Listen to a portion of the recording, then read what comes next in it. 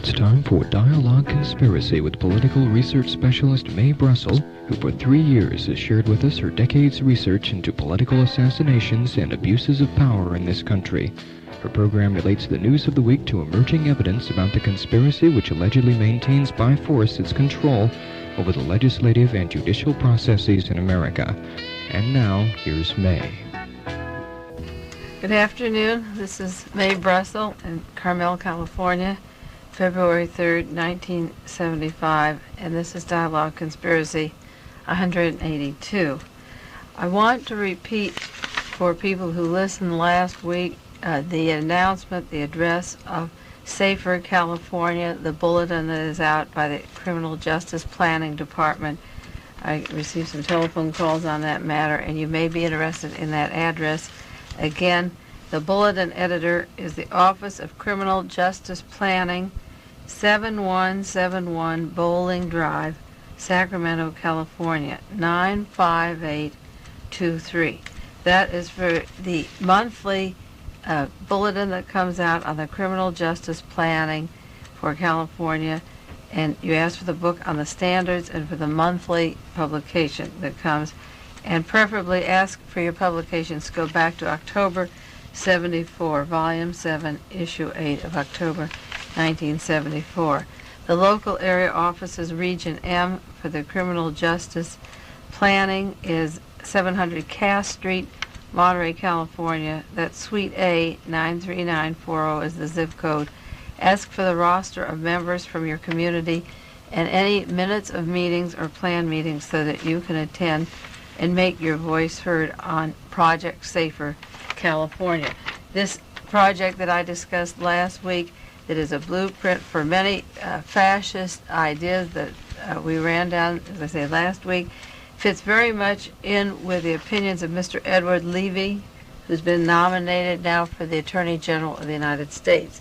If you remember last week, I read part of the minutes of a meeting that was in Sacramento where they were instructing various persons that if you don't accept these standards in your state, the wording went something to the effect that you'll get a mandate anyway. So it makes it look like it comes from the state. The opinion of the standards of justice in the states are actually laid down by the military and go by a military manual.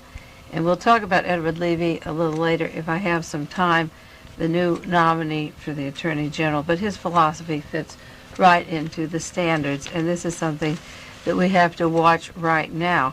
Many books and articles are coming out, exposés of electronic surveillance, data banks, bugging, telephone conversations, keeping track of various riders, the Internal Revenue, working with the Justice Department and the CIA. All of these exposures are things which I've had in my files of research for the last years. I started the work on the John Kennedy assassination investigation, then went into the people who killed him and what they were doing after he was murdered. And now in 1975, these exposures are coming. But let's not wait so long to stop repressive action of certain intelligence and espionage agents. Step in now, and Safer California is a good place to start to protect your liberty. So let's do something about that right now. Well, this week is the first anniversary since the kidnapping of Patricia Hearst. I call it the last big brahoo of Mr. William Colby and the Central Intelligence Agency. I believe that this was planned much earlier than 1972 and went into effect 1974. It seems that the best thing the CIA could do at this time, the safest thing probably, would be to have killed or to kill Emily and William Harris and Patricia Hearst. I have no idea where they are, but I imagine to those who are part of this giant conspiracy, they have to be about as expendable as White House tapes. I've talked before about U.S. envoy John Patterson, who was murdered in Mexico in March 1974, following the Hearst kidnapping, because there was a long rash of them that were done by government agents, and a Bobby Joe Kesey has been charged with this kidnapping murder. He's from the Central Intelligence Agency. This Kesey trial has been called off. That was March, and this is now February, but his trial is called off, and they're stalling this one out. And a lot hinges on these individual trials, which are shelved, but the way that he was murdered could happen or has happened to the Harrises and Patty Hearst. I can't believe that they would be found alive someday because the conspiracy and the plot was so thick it would be easier to have them silenced. FBI agent Charles Bates said on the first anniversary of the kidnapping of Patricia Hearst that the Harrises and Patty Hearst are no more wanted. They're no longer wanted on the FBI list, the most wanted list. They've been taken off of that. For whatever reason, I don't know, but they're off that list. The investigation of the SLA cost the taxpayers between $4 to $5 million. We'll go into the Senate ruling or the vote this week that the Senate would investigate the FBI and the CIA for the past 20 years for their domestic activity, and they have a budget of $750,000. But the Hearst kidnapping investigation ran into $4 to $5 million, and the entire investigation was to cover up the links of the Department of Corrections to the military to the CIA, and all the important persons were not apprehended, investigated, or leads followed through. Mr. Procunier, Raymond Procunier, the Department of Corrections chief in California, resigned recently, and I can't help but wonder if his early retirement at age, I believe at 61, wasn't because of the bungling of the SLA. Donald DeFreeze was a captive at Vacaville, where he was introduced to Colston Westbrook of the CIA, and I can't help but say to feel that there was a link between his being removed from that position probably before it ever could be investigated, just like Richard Helms was taken quickly out of the CIA before these new investigations were to take place. There are lots of loose ends in the Hearst case. I'm not going to do a whole show on it tonight. Patty Hearst was last seen May 15th at the apartment of Mrs. Alcala in Hollywood in the company of two black men. For example, the inconsistencies of the open questions, I'd like to give 3 examples of a messy case in the collusion of the investigative agencies. How come the police never put out a description of the 2 black men that were with Patricia Hearst the very last night that she was seen? From that day forward, the FBI, the Los Angeles Police Department, the District Attorney Bush in Los Angeles, the District Attorney Browning in San Francisco have only wanted the Harrises and Patty Hearst. And how come Ed Davis, Chief of Police of the Los Angeles Police Department, is so concerned about black radicals at this point that they let them go and don't even care if they're arrested and aren't charged for allegedly assaulting or threatening Mrs. Alcala? And how do we know that the woman with the 2 black men was Patty Hearst, or that Mrs. Alcala would know the difference? Another example of the sloppy work is the 2 black men were with a female when Patty Hearst was kidnapped a year ago, and from the moment that Sin Q, Donald DeFreeze, surfaced on the radio and television with his tapes, the FBI and the San Francisco police, Oakland police, never looked for the second black man. There's nobody in the case open for kidnapping Patty Hearst, and the subject was dropped entirely from the night she was kidnapped.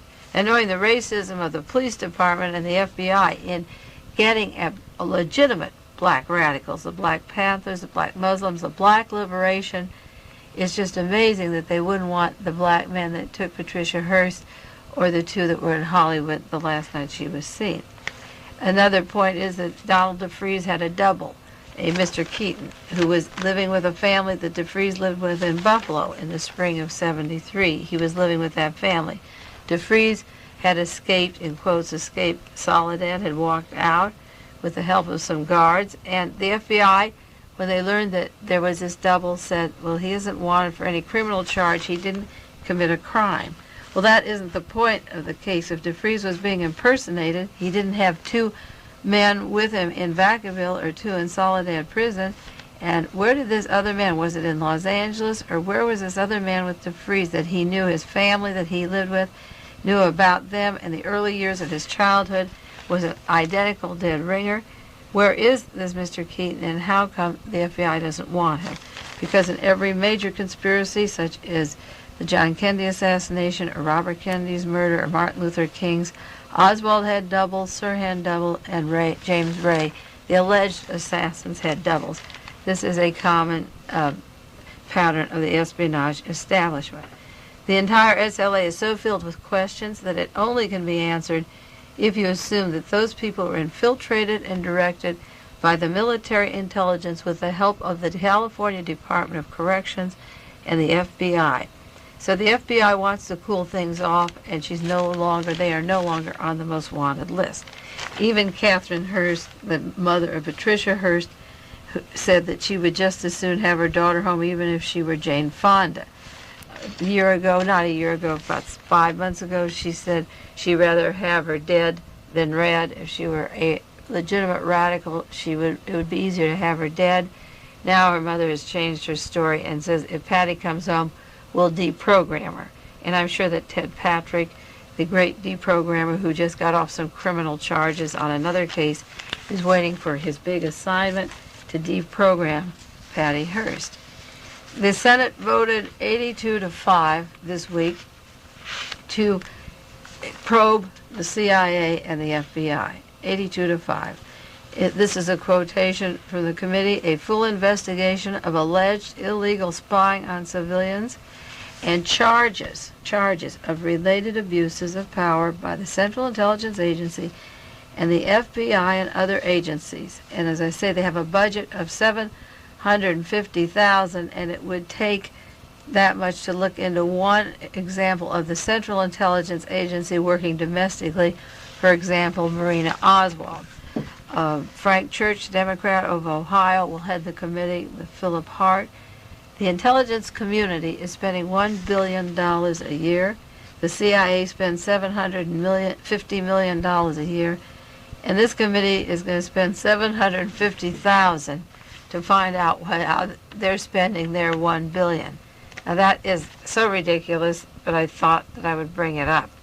Mike Mansfield, the majority leader from Montana, said there will be no whitewash in this inquiry, nor is there room for vendetta against the CIA or FBI.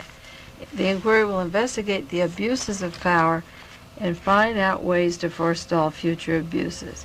Now I have a suggestion to those of you who are listening to Dialogue Conspiracy for the first time, or for those of you who listened for 3.5 years or picked it up in any interim in between.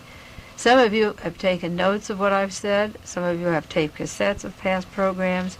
Why don't you bombard the committee with leads? You can write to Frank Church, Democrat of Idaho, or Philip Hart, and bring up any one subject or some of the subjects that I've talked about on Dialogue Conspiracy. And this is your chance to prove whether some of the allegations I've been making are true or false, or to see if Congress is sincere. We've heard this saying there can be no whitewash, so let's send them some suggestions of areas that can be documented or leads that are important, and see what they do about investigating these matters. I've written to these men through the years, so I don't have too much confidence that they're going to hit the major points, but maybe when they get started they'll need more money and it'll be allocated to them. An example of the CIA working domestically is brought to mind in the story of E. Howard Hunt. I talk about him on many, many programs ever since the first arrest at the Watergate, but I want to run down today about 7 points of E. Howard Hunt, and I'll go fairly slowly because maybe you can jot some notes on these. As long as the committees are working back there and you follow my reasoning, the hypothesis, you can write an intelligent letter to this committee and say, will you please get in touch with Mae Brussell, or what about E. Howard Hunt in this position, or support Congressman Gonzalez to open up the Kennedy assassination in lieu of this evidence. I'll read you a news bulletin last week from Congressman Gonzalez, and previously he was asking for an opening up of the CIA based upon the new Watergate exposures and the existing evidence on the conspiracy to kill John Kennedy. But I want to read you a few things about E. Howard Hunt that would fit into the investigation of the CIA taking place in Washington, because it does link also to the Watergate, so they've got a double-barrel thing going there. Some of these things I have mentioned on various programs, but I'm going to list them now and see how you can help put your head in the direction that I'm going with E. Howard Hunt. We have mentioned before that E. Howard Hunt was the man that gave Richard Nixon the most trouble the minute the men were arrested at the Watergate Hotel. It was in June. 3 days later, they were worrying about E. Howard Hunt because they said it would go back to the Bay of Pigs. That's the White House tapes. They said it would go back to the Bay of Pigs. March 23rd meeting, 1973, in the White House, they were talking again about E. Howard Hunt because he was about to be sentenced and he wanted $1 million for silence. And Richard Nixon was talking with John Dean about E. Howard Hunt. Well, one point I want to make it came out in the New York Times this last week was that E. Howard Hunt was the chief of covert action for CIA Domestic Operations Division. That's the DOD. That's that secret organization in the White House from 1962 to 1966. You can write down these dates, 1962 to 1966. Hunt was the chief of covert action. That is the dark espionage secret activities for the CIA Domestic Operations Division inside the United States. And this was from 1962 to 66. This information came out in many sources in the last week. One of them was the New York Times, January the 15th, and Mr. Colby was giving this testimony at his hearings before the Congress, the committees. Also, the second point is that E. Howard Hunt was acting station chief in Mexico City during August and September of 1963. Now, if he was domestic operator chief in 62 to 66, part of his domestic work in the United States took him to Mexico City for 2 brief months. From August to September in 1963, he held 2 jobs. One was acting station chief for the CIA in Mexico City during August and September of 1963. When all the important operatives involved in the John Kennedy assassination were in Mexico City. For 2 months as Domestic Operations Division Chief, he spent those 2 months in Mexico. And the 2 months he was in Mexico, Clay Shaw was there, the man that Jim Garrison arrested in New Orleans for conspiring to in the John Kennedy assassination. And Victor Marchetti has mentioned Clay Shaw was in the CIA at the same time that Garrison was talking about. David Ferry was down there in Mexico, another CIA man that Marchetti has revealed and Jim Garrison said was CIA. And Brett Wall and a team of 8 men, Emilio Santana, a group of 8 men or 10 people were in Mexico, including Albert Osborne that I've mentioned on programs, whose alias is John Howard Bowen, the man who heads the School for Assassins for the CIA and FBI in Mexico, and accompanied Oswald to Mexico in September 26, 1963. E. Howard Hunt was the chief of domestic operation divisions in the United States from 62 to 66, working with Cubans from the Bay of Pigs operation, and he also was acting station chief in Mexico for 2 months, holding 2 jobs. Now, E. Howard Hunt, during 1962, this is the same period, 62 to 66, was a ghostwriter for Allen Dulles, who was soon to become a member of the Warren Commission when John Kennedy was killed a short while later. We have it's factual information. E. Howard Hunt helped him write his book on espionage. He was a ghostwriter, prolific writer in fiction books, but a ghostwriter for Allen Dulles, the chief of all United States intelligence, and who framed the whole Cold War and the CIA. The OSS became the CIA. Allen Dulles was the head of the CIA, and his author was E. Howard Hunt at the same time that Hunt was down in Mexico where these assassins were and the people that worked with the assassins, and Hunt was also the station chief. He was working in the United States in the Domestic Operations Division.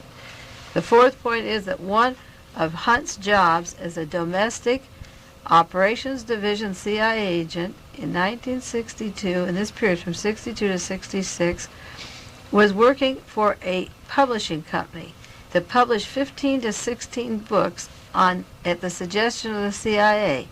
It's called the Prager Publishing Corporation in New York, and their offices are the Continental Press and the National Press Building in Washington, D.C. And one of Hunt's jobs was working for this book publisher for the CIA, Prager Publishing Corporation. The fifth point I want to make that I've talked about on Dialogue Conspiracy is that I have minutes of the meetings of the Warren Commission, about 6 meetings that were declassified in the National Archives, and at the very first meeting of the Warren Commission, Allen Dulles came to the Warren Commission with a book. And he said, "Gentlemen, I have a book on past assassins that I've studied. It's a profile of their personalities, of previous assassinations. It would be a guideline to study Lee Harvey Oswald." Now, I was suspicious of this book. He apologized to members of the commission. He said, "I only have paperbacks." And he gave each one of the members of the Warren Commission a book on past assassinations. And when I did my research on Lee Harvey Oswald, I realized that none of the adjectives or characteristics of Lee Harvey Oswald, the actual Oswald, fit the Warren Report description, and I wondered where this garbage was coming from. So I wrote to John J. McCloy of the Warren Commission and asked what the name of the book was that was brought to them by Allen Dulles at the first meeting, and he wrote me back a letter and said he never received such a book. And I wrote to Senator Cooper and asked for the name of the book that the Warren Commission received, and he said he never received such a book. Now here I had the minutes of the meetings where they all attended the meeting. It was handed to them. I wrote to Lee J. Rankin, the head attorney for the Warren Commission. He didn't answer. I wrote to Gerald Ford on the Warren Commission, and he didn't answer. Every member that I wrote to that answered me said there was no such book. They never heard of it. I wrote to the archives and inquired about such a book, and they didn't know where it existed. So now some investigative work has to be done by people who hear the show, who are out in the field, to help me find the book that was brought to the Warren Commission by Allen Dulles when they met to do their work, and let's find out if that book was written by E. Howard Hunt. I've mentioned the book in this episode many times on KLRB, but not in conjunction with Hunt being the ghostwriter for Allen Dulles or being the head of the Domestic Operations Division from 1962, which was 1 year before John Kennedy was killed. Now, Hunt also, the sixth point is that Hunt was familiar with political assassinations. The investigation of the Watergate so far has brought up his links to the plans to kill Castro, and also the plans in 1971 were going to be done down through Latin America to kill the president of Panama. This was one of the assignments of Hunt and Liddy. So Hunt is not unknown to assassination teams, and this very closely links to a possible role which he would have in the Kennedy assassination. Now the question if Hunt's job was chief of covert action from 62 to 66, and 2 months of it was spent with people involved in the Kennedy assassination, and he's writing for Allen Dulles, who was head of the CIA until Kennedy removed him, how much more evidence does the Congress need before they investigate every aspect of E. Howard Hunt and the Kennedy assassination? And then, to add one more factor to this, there's a book called Were We Controlled, written by a man with a pseudonym, Lincoln Lawrence, who worked in the Pentagon. And Lincoln Lawrence knew that a man high up in military intelligence had written a book, and with his mind, three men from the intelligence system had written a small book which was supposed to be very short, 58 pages in length, and it was supposed to be a diabolical plot to kill President Kennedy. 3 men. Now you have to remember that E. Howard Hunt also is a prolific fiction writer who's written approximately 45 books while employed by the CIA. He pushes out this pulp and novels. So not only was he writing for Allen Dulles on espionage, but he had the mind to create these mystery stories and could create a diabolical plot to kill JFK. I'm not saying he did it, but a member of the Pentagon heard that high up in military intelligence and the espionage system, 3 men concocted a diabolical plot to kill JFK. And as I said, it was supposed to be 58 pages in long, and it was supposed to be circulating in Chicago. Now that would fit in with the Chicago plans to kill John Kennedy. He was supposed to be killed at a football game in November, which was be called off because of the Diem murder in South Vietnam. Abraham Bolden, the Secret Service man from Chicago, went to Washington to the Warren Commission and tried to tell them of the plot to kill Kennedy in Chicago, and he was put into a prison for 6 years and locked up because of his wanting to reveal the plans to kill Kennedy in Chicago. So the links of the book floating around Chicago, what could have been the blueprint for the murder or the murders that were going to participate. Now, the author of this book, when it was found by Lincoln Lawrence, and he spent 3 years looking for it, was David Warren. It was called an explosive documentary novel that would blow the lid off the secrecy surrounding the facts of the John Kennedy assassination. And at the time of the Watergate, when the Watergate story broke, E. Howard Hunt had 3 aliases, and one was Warren, Edward Lee Warren. But 1963 was the time of the assassination of Kennedy. In 1963, Hunt was working domestically for the CIA and with the Cubans from the Bay of Pigs, and Watergate came along 10 years later, and he was using the name Warren as an alias, a different first name, but he was using the name Warren.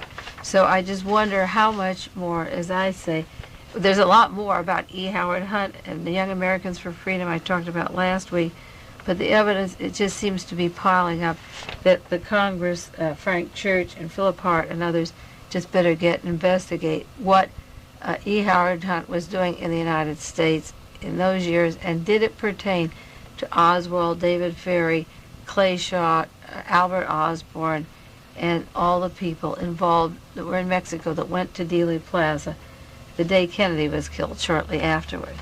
As I say, Texas Congressman Henry Gonzalez asked last week, this is the news release, in light of certain CIA revelations, he's pressing for a congressional probe into the John Kennedy assassination. He's been pushing for a new investigation into this assassination ever since Watergate scandal surfaced 2.5 years ago. The congressman argued if the White House could cover its own and the CIA's involvement in Watergate, the similar cover-up could have been behind the probe in the JFK murder. Watergate burglar E. Howard Hunt revealed recently the CIA formed that Domestic Operations Division a year before Kennedy's murder. According to Hunt, that Domestic Operation Division was a secret unit operating within the United States composed almost entirely of CIA-trained Bay of Pigs veterans. Many members of the Bay of Pigs team were critical of Kennedy prior to the assassination because JFK refused to supply air cover during the invasion and because of his refusal to approve other CIA-backed attempts to overthrow Fidel Castro by force. And another thing that came over the news service, I believe I mentioned it last week, is that the Senate is investigating the fact that Bernard Fensterwald, the attorney currently for James McCord, who is co-founder of the Committee to Investigate Assassinations, has been followed by the CIA, also monitored by the CIA. That was exposed this last week. Well, E. Howard Hunt is terribly important. I did start to read a list of hypotheses of his activity in relation to Richard Nixon and Gerald Ford from Computers and People, the January issue of 1975, and maybe we'll run down a few more of those this week, but there is some current news that I did want to cover before I got back to Nixon, Ford, and E. Howard Hunt. I also want to remind listeners, last week I talked about the Vesco allegations that the CIA, the same CIA that killed Kennedy and got Richard Nixon out of office, were trying to get Vesco back into the United States. And I talked about the different forces that had trapped Nixon. If they didn't murder him, they trapped him. And American Opinion came today. As a matter of fact, I just received my February 1975 American Opinion, which is from the John Birch Society.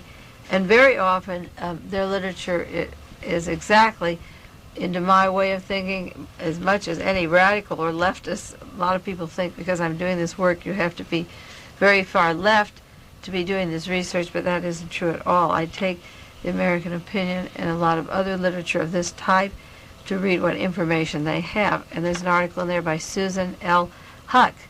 It's called The Tape Chase, Who Controlled the Nixon Tapes. And she's talking about the coup d'etat in Washington, the Watergate coup. She calls it the Watergate coup, and how Richard Nixon was forced to have these tapes. And I mentioned last week that Mr. Wong of the Secret Service, and she mentions Mr. Wong of the Technical Service Division. That's the super secret group that worked with Alex Butterfield. Butterfield came on in time for Richard Nixon in the White House to be taped. And this article has a very interesting section on the keeping the control of Richard Nixon through those tapes, and the moving in of Mr. Haig by Nelson Rockefeller. She talks about Al Haig, who retired from the Army just 6 days before Mr. Haldeman was out of the White House. And Mr. Butterfield had hold of the vault of the tapes, and Haig got into the vault. He got the key to the vault. And this is from the article, quote, it says, perfectly obvious that the subpoenas written for the tapes were by persons who already possessed a most detailed familiarity with what was on the tapes. And how would they know unless the man with the key to the vault made them available? Now, the man with the key to the vault, she said, was General Haig. Nixon had promoted Haig over 240 more generals and put the star on him, the general's star on his shoulder. It's interesting to know that Haig was Rockefeller's man, and Kissinger brought Haig along, and everybody knows it. She said there's a lot of play acting involved in the Watergate thing. As Nixon finally figured out he was hopelessly boxed in, if he didn't resign, something worse was likely to happen, and his trusty chief of staff with the key was in regular communication with Mr. Kissinger and Defense Secretary Schlesinger to make sure Nixon didn't try anything. And then she goes on to say the man who inherited it, all of this was nominee Nelson Rockefeller. There's a Rube Goldberg cartoon in American Opinion this month. It shows the 25th Amendment, and then it reaches over and it says the resignation of Agnew. Then something falls down and hits Rockefeller's resignation as government. Then it hits a cat that falls down on a shoe, and you've got the resignation of Nixon. And then you have Ford becomes president, and Ford appoints the vice president, Rockefeller, and then the movement of Rockefeller into the presidency. This chain of command is pretty detailed, and it has the different rooms that were bugged and the belief of the American Opinion that Nixon was shoved out of office and manipulated by these tapes. When you take one piece of evidence after another and line them up, it's overwhelmingly, again, obvious and evident that Nixon was shoved, and he also controls a certain amount of power because he knows as much on the people in power as they know about him. A Time magazine came out this last week with a report that former President Nixon, and this is a good one, and the two Kennedy brothers, Robert Kennedy and John Kennedy, were followed and bugged for their extramarital affairs, and allegedly Mr. Nixon had liaison with a Chinese woman in Hong Kong before he ever became president, which reminds me that former President Eisenhower's mistress died just last week.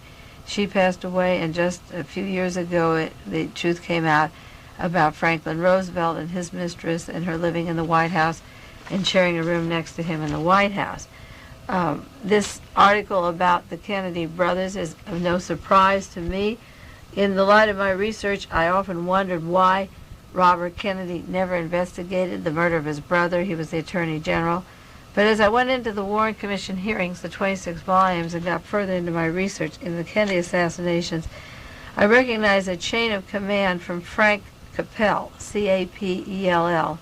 He's from Liberty Lobby. Frank Capell is from military intelligence, and his name comes up in the 26 volumes in the investigation of the death of John Kennedy that the Warren Commission put together of exhibits and witness testimony.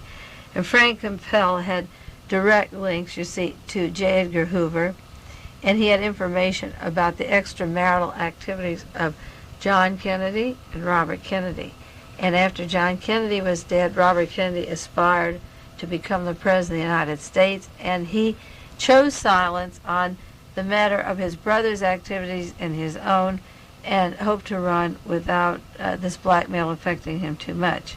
But we all know the consequences of that, and I always felt that, I know Ted Kennedy was followed, and this has come out not only recently, but many, many months ago, and the FBI not only bugged many congressmen, but the people that were going to be moved high up to office that aspire to be president or important committees. They keep this evidence for years and years and then use it when it's most important to remove somebody out of office. The Chappaquiddick affair was just a drop in the basket, but the Kennedy brothers, because of their extramarital activities, were never able to fulfill a lot of things they wanted to accomplish John Kennedy was murdered, and goodness knows how many things he would have wanted to do if other people didn't know about his private life. We don't know how much he was blackmailed along the way on that, but I do know that Robert Kennedy had to be forced into silence. There's no other reason for his accepting the findings of the Warren Commission until he himself was murdered by the same people. Now, Mr. Colby, I want to change the subject and get back to just one tiny aspect of the CIA exposures which are coming out in the news because they're just gushing out. If you take the Washington Post and the New York Times particularly, there's so much information about the illegal activities of the CIA that even Mr. Rockefeller had to get on television and admit that they were doing wrong. I'm sure they'll get the same kind of sentence that the Watergate people got, which is unindicted co-conspirators, but nevertheless the information is pouring out in various forms, and that's a start. The tip of the iceberg is getting a little bit bigger every week. But William Colby, the director of the CIA, testified before the Senate January the 15th. This is one of the committees and part of his testimony, and he made a statement. This is in quotes. The agency conducted 3 domestic break-ins in 66, 67, and 71, and in each case they involved the premises related to agents, employees, or ex-employees. Now he justifies this like, look, we're not bothering you, America. We're not butting in your business. We're only bugging our own. And I call this the occupational hazard. That you can be copied or murdered. You can be wiretapped, be under surveillance, things stolen from you. It's just boys among boys. So the Senate, they're like a bunch of dumb people, not with information on the purposes of the entries, but perfectly satisfied that 3 domestic break-ins only related to employees. So what's the big fuss? They weren't anti-war people, and they weren't the women's movement, and the Congress accepts that, except they don't ask why. Well, I'll tell you about one of those entries because they admitted one of the entries was Hans Tufte, T-O-F-T-E, but then they dropped the subject. But Hans Tufte, it was a very valuable person who has dropped out of sight in some form or other. He hasn't been in the news at all. Maybe he'll step forward now. He was a man who fought Hitler, was proven to be anti-Nazi, worked with the Free French, was in the underground in Europe. I believe he's from Holland, and became part of our CIA when World War II was over. In 1966, August 1966, my files go back many years, but the August 3rd, 1966, there was the article about a CIA agent found in the middle of a controversy. Hans Tufte's home was robbed by $19,000. Jewels were stolen, and it turned out it was from another CIA man who came in the house and stole the jewels. Tufte had a home for sale in Maryland or Virginia, and his mother-in-law was watching the house.